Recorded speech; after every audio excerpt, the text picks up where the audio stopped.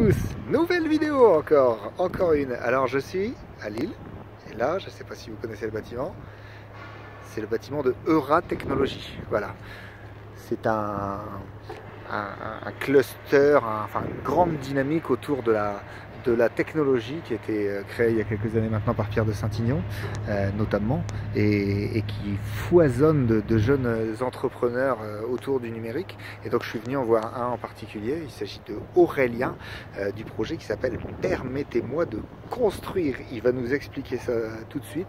Donc là je monte le voir, à tout de suite.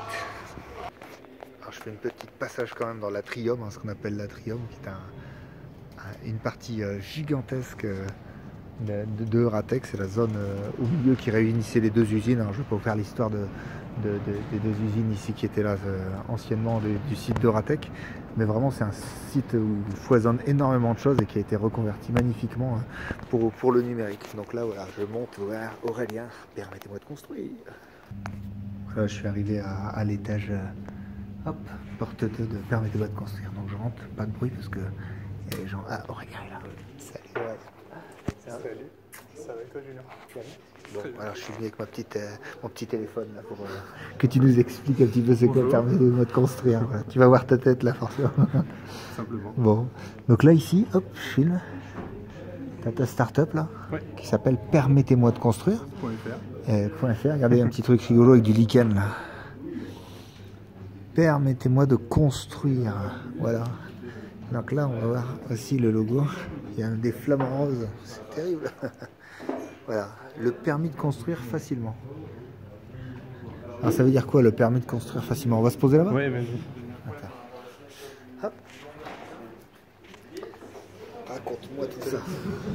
Alors, permettez-moi de construire, ça a 4 ans. Ouais. C'est une histoire qui a commencé pendant mes études. Ouais. J'étais en économie de la construction et avant ça, j'étais peintre dans le bâtiment. D'accord. J'ai toujours baigné dans ce domaine-là.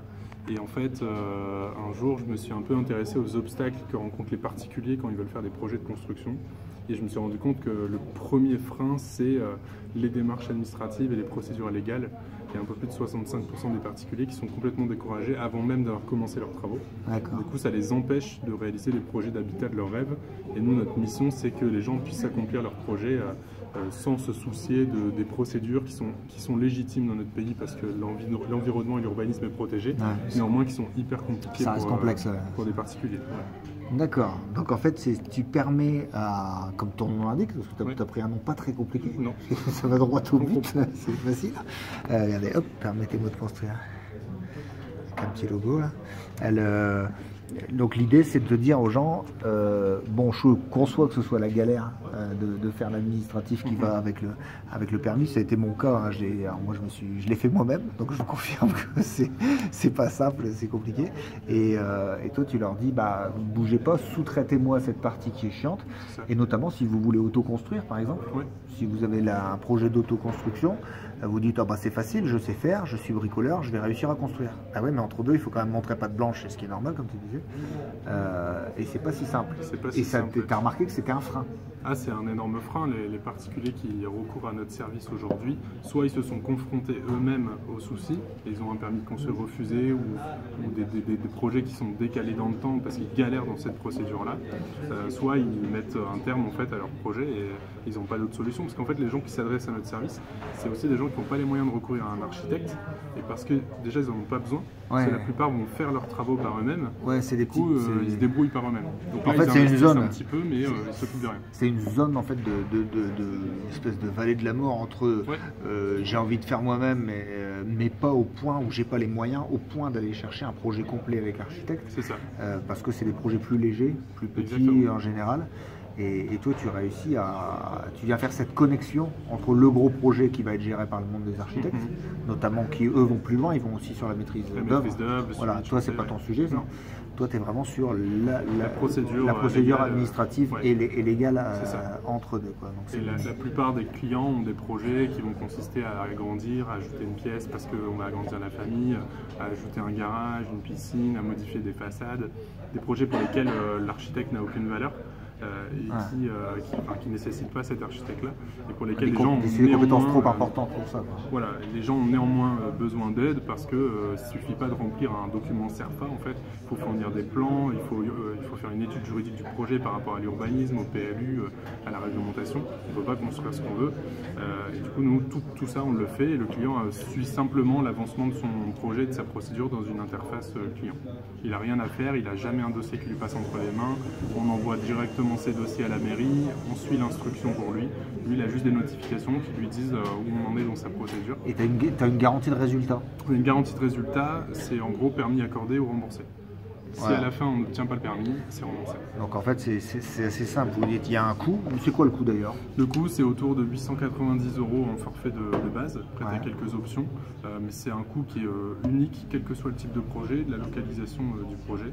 Et avec la garantie, si on ne l'obtient pas, le titre est remboursé intégralement. Voilà, donc si vous dites j'ai besoin de mon permis, vous allez avoir l'expertise de quelqu'un qui va vous faire l'administratif et qui va le tourner pour que ça passe, parce qu'en fait ça c'est très compliqué. Le nombre de personnes qui déposent un permis et qui doivent corriger parce que la mairie rappelle en disant ah, là j'ai pas eu tel document, il y a tel problème, il y a tel machin. Voilà. Et donc l'idée pour eux c'est de dire bah, nous on va savoir le faire et on te garantit. Est-ce que tu vas rembourser? Ça t'est déjà arrivé d'ailleurs? Oui, bah, on n'est pas infaillible parce que tu as des projets pour lesquels la réglementation va changer entre temps, tu as des projets pour lesquels on peut avoir loupé une information, ça arrive, mais aujourd'hui on a 98% des permis qu'on dépose qui sont acceptés. Donc on a environ 2% des gens pour qui il y a un remboursement qui n'est pas toujours de notre ressort. Encore une fois, la réglementation peut changer, on peut avoir une commune qui ne va pas encourager certains types de projets, enfin, c'est très très complexe, c'est en fonction de chaque projet et de chaque commune en France et de chaque réglementation, donc c'est pas infaillible, mais en tout cas le taux de succès est quand même élevé. Donc en fait, moi je trouve ça vachement intéressant d'un point de vue auto-entreprise, auto-construction, parce que tu te dis je sais faire, je vais faire un bâtiment juste avec un étage, quelque chose qui va être simple, un toit, une pente ou des choses comme ça. Tu peux faire toi-même parce que voilà, mais il y a cette partie-là pour te rendre en règle en fait, tout simplement, c'est ce qui va te permettre de basculer et de faire cette autoconstruction. Tu dois faire cette autoconstruction parce que tu peux pas faire, tu n'as pas assez d'argent, c'est le cas de beaucoup de monde, hein. On fait pas beaucoup de choses, on a beaucoup de projets perso qui peuvent être bloqués justement à cause des montants, mais là on rend accessible, tu rends accessible et régulier dans la règle et dans la loi. Typiquement dans l'impact que ça peut avoir, quelqu'un qui veut faire une isolation par l'extérieur, il va devoir modifier sa façade. Pour pouvoir modifier sa façade, il doit obtenir cette autorisation-là. Et cette procédure est tellement complexe et décourageante que certains particuliers vont pas faire leur isolation par l'extérieur, alors que ça va dans le sens de l'environnement et tout ça. Voilà.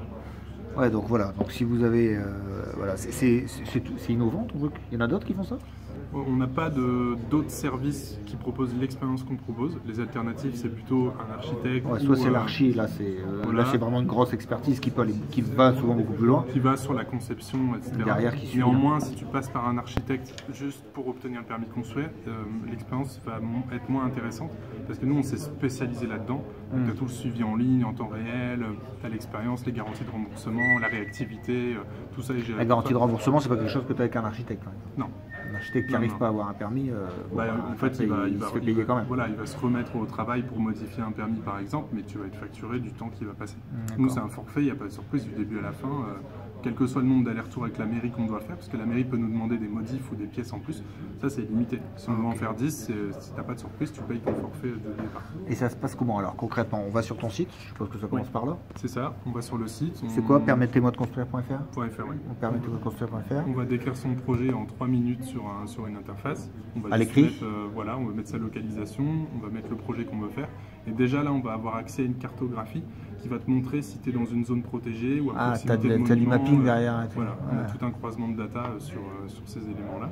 Et ensuite, tu vas être appelé par un expert en urbanisme qui va t'expliquer notre service. De chez toi. De chez nous. Et tu vas contractualiser. C'est les gens qui sont là. C'est les gens tout au bout à gauche. Voilà, ils sont cachés derrière le truc vert là-bas. Donc là, tu vas contractualiser, tu vas acheter notre service. Ensuite, ce qui va se passer, c'est que la première étape, c'est une étude juridique du projet. On va regarder avec nos juristes si le projet respecte la réglementation ou s'il faut trouver des compromis ou si le projet est impossible à faire. De là, tu vas recevoir un avis, favorable ou défavorable. Ouais. S'il est favorable, tu passes à la suite du service. S'il est défavorable, ça arrive assez rarement. Le projet ne peut pas se faire, la réglementation ne le permet pas du tout. On va annuler, on va garder juste 149 € pour l'étude juridique qui a été réalisée. D'accord. Okay. Donc, si c'est favorable, on va t'attribuer ce qu'on appelle un facilitateur. C'est l'équipe juste là. Qui sont 7.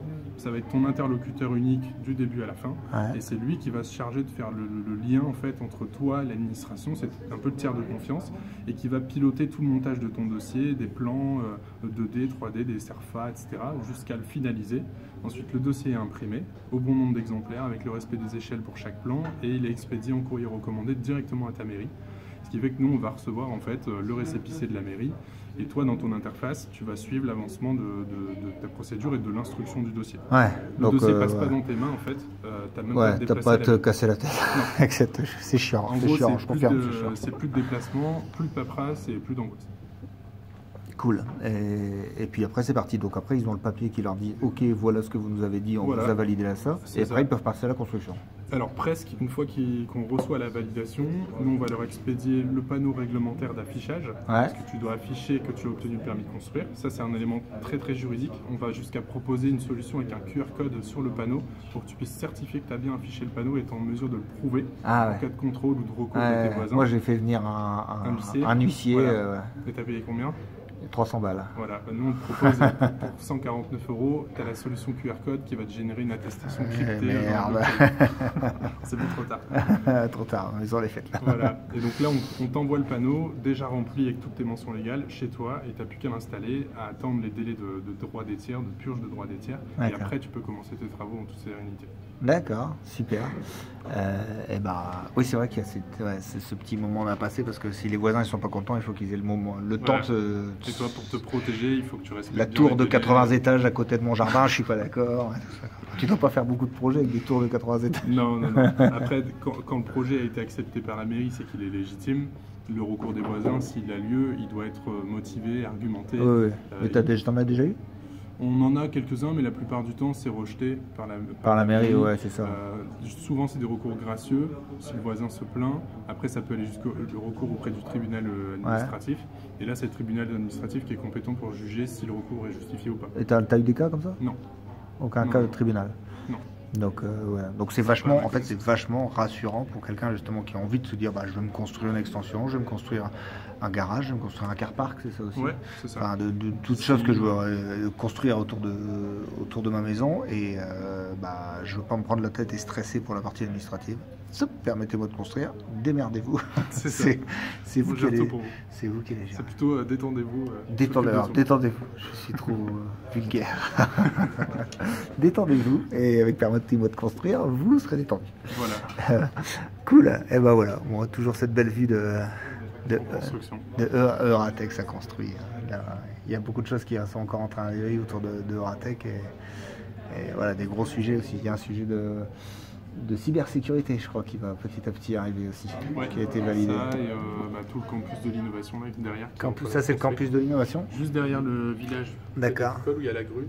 C'est le campus de l'innovation où là, ça va vraiment. C'est un bâtiment gigantesque avec un incubateur. Il va y avoir un hôtel d'entreprise, un hôtel, des coworking. Plein de nouvelles choses. Des emplois. Des emplois, de l'innovation, du développement économique. Classe. Eh bien, il ne me reste plus qu'à vous dire au revoir. Et Aurélien, merci beaucoup de ta visite et félicitations. Et à bientôt. Et vous avez les liens à faire appel à eux si vous avez besoin. Ciao. Ciao.